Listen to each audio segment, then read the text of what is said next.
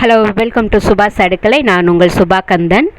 இன்றைக்கி நம்ம ரெசிபி ரொம்ப ஆரோக்கியமான ஒரு ரெசிபி இன்றைக்கி நம்ம பார்க்க போகிறோம். இட்லி பொடி வகைகளில் இன்றைக்கி ஒரு கீரையை நான் சேர்த்து இந்த இட்லி பொடி ரெடி பண்ணியிருக்கேன்.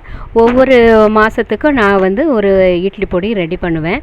இன்றைக்கி இந்த எண்ணெய் இலையை நம்ம சேர்த்து இந்த இட்லி பொடி ரெடி பண்ணியிருக்கேங்கிறத இப்போ நம்ம பார்க்கலாம் வாங்க.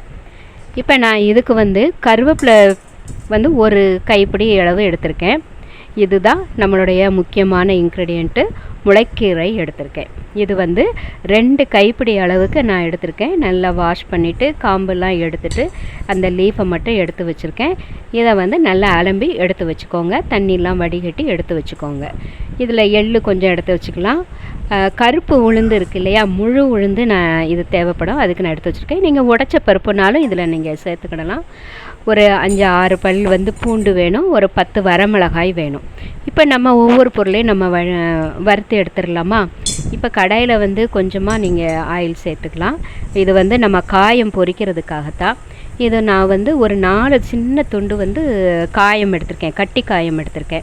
இப்போ இது நம்ம மொத்தமாக கடையில் கட்டி காயம் வாங்கும்போது அதில் ஒரு பிசு பிசுப்பு தன்மையோடு இருக்கும் பார்த்திங்களா. அதை நான் எப்போவுமே சின்ன சின்ன பீஸாக உருட்டி எடுத்து அதை ஒரு அரிசி மாவு இல்லைனா ஒரு கோதுமை மாவில் நல்லா பரட்டி விட்டு நல்லா வீட்டுக்குள்ளேயே நிழல்லையே நம்ம அப்படியே பரத்தி வச்சுருந்தோன்னா ஒரு வாரத்தில் அது இது போல் கட்டியாக தனித்தனியாக நிற்கும், ஒன்றோட ஒன்று ஒட்டாது.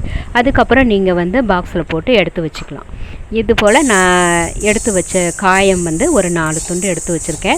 இதனுடைய ஷார்ட்ஸ் வீடியோ கூட போட்டிருப்பேன், பழைய ரெகுலராக பார்க்குறவங்க பார்த்துருப்பாங்கன்னு நினைக்கிறேன்.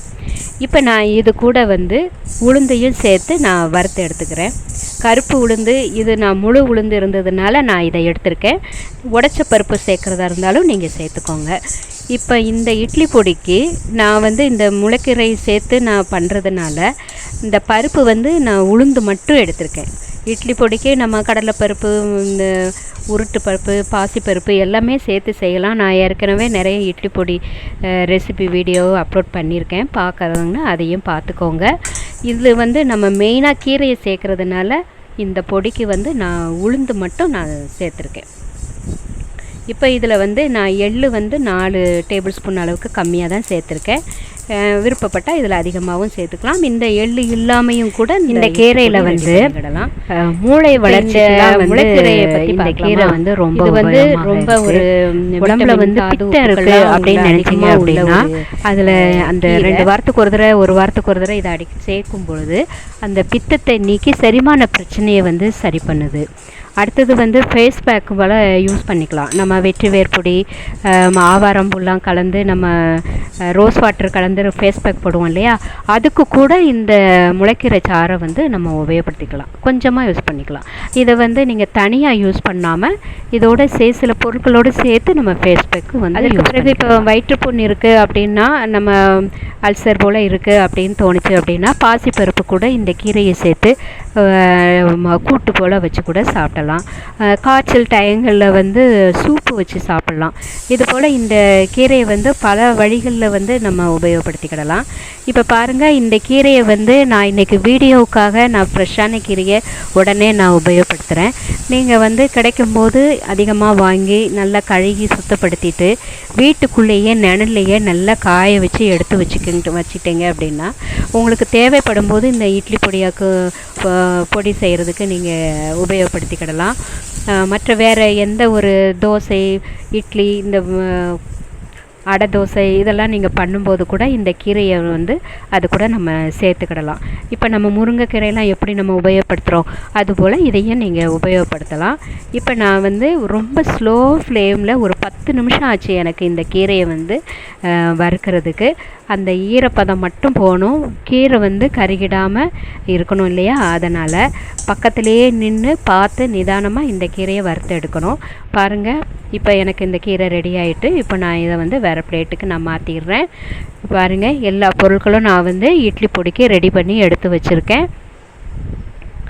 இதை நல்லா ஆறணும். ஆறின பிறகு நம்ம மிக்ஸி ஜாரில் சேர்த்து நம்ம இட்லி பொடி ரெடி பண்ணிக்கிடலாம். காயம் வந்து நான் சொன்னது போல் நீங்கள் இந்த காயத்தை வந்து ரெடி பண்ணி வச்சுக்கோங்க. உங்களுக்கு உபயோகப்படுத்துறதுக்கு ரொம்ப ஈஸியாக இருக்கும். நான் அதனுடைய ஷார்ட்ஸ் வீடியோவும் நான் இன்னொன்று போடுறேன் பாருங்கள். இப்போ இதில் வந்து வரமிளகா வந்து நான் காம்போடு தான் வறுத்துருக்கேன். ஏன்னா கொஞ்சம் கமரும் இல்லையா சூடு பண்ணும் பொழுது, அதனால் நான் காம்போடு வச்சுருக்கேன். நீங்கள் திரிக்கும்போது காம்பை மட்டும் எடுத்துகிட்டு பவுடர் ஆக்கலாம். இப்போ கீரை பாருங்கள், நான் கையிட்டு நொறுக்கும் போது எவ்வளோ அழகாக நொறுங்கி வருது பாருங்கள். இதுபோல் நம்ம ஸ்லோ ஃப்ளேமில் நம்ம இதுபோல் நம்ம வறுத்தா தான் இப்படி நொறுக்கும் போது அழகாக வரும்.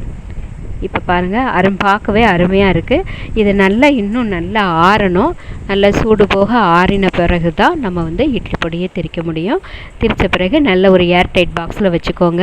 நான் வந்து இது காலியானோன்னா ஒவ்வொரு கீரை வகைகளை எல்லாத்தையுமே நான் இட்லி பொடியாகவே ரெடி பண்ணி சாப்பிடுவேன். இப்போ பாருங்கள், இது வந்து இதுக்கு முன்னாடி ரெடி பண்ண முருங்கைக்கீரை இட்லி பொடி.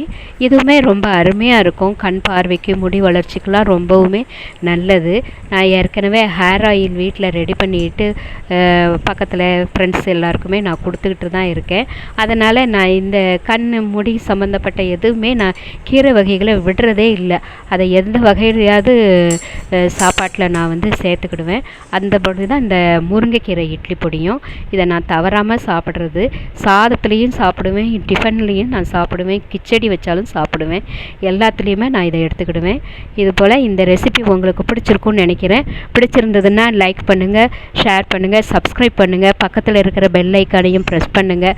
அப்போ தான் நான் போடுற புது வீடியோலாம் நோட்டிஃபிகேஷனாக உடனுக்குடனே உங்களை வந்து சேரும் ஃப்ரெண்ட்ஸ்.